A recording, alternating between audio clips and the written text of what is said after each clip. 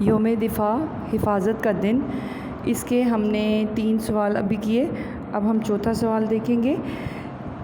یہاں پہ مشق میں پوچھا جا رہا ہے کہ تقریب کا باقاعدہ آغاز کیسے ہوا۔ ہم نے سبق پڑھا، سبق سے ہمیں پتہ لگتا ہے کہ تقریب کا باقاعدہ آغاز تلاوت قرآن پاک سے ہوا۔ تلاوت سوال نمبر 5 دیکھیں، تلاوت اور نعت کے بعد کیا پڑھا گیا؟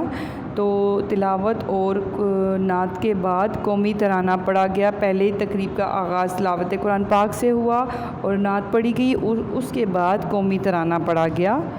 اور سوال نمبر 6 میں پوچھا گیا ہے کہ ناظرین نے فوجی جوانوں کو کس چیز سے داد تحسین دی، یا داد تحسین کا مطلب ہے تعریف کی یا ان کی حوصلہ افزائی کی۔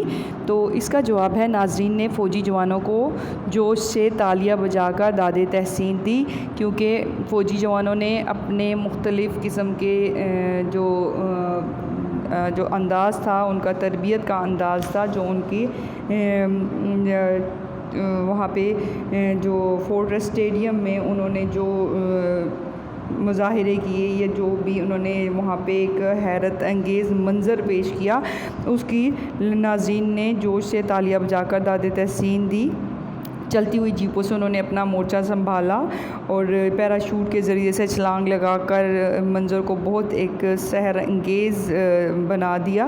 اور ایسے جو نوجوان بھی تھے جنہوں نے اپنی جسمانی طاقت کا مظاہرہ کر کے، ایک بہادر فوجی نے تو 4 موٹر سائیکل سواروں کو رسے کی مدد سے ایسے روکے رکھا کہ وہ پوری طاقت لگانے کے باوجود موٹر سائیکل 1 انچ بھی آگے نہ بڑھا سکا۔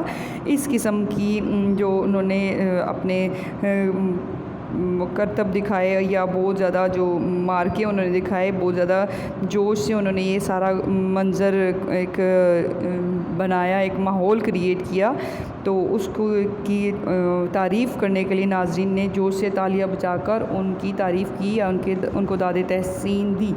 ٹھیک ہے، آپ لوگوں نے مشکل الفاظ کے معنی کر لیے ہیں اور مشقی سوالات کے جوابات آپ لوگوں نے اپنی نیٹ کاپیز میں لکھنے ہیں، فیئر کاپیز میں، نوٹ بک میں لکھنے ہیں۔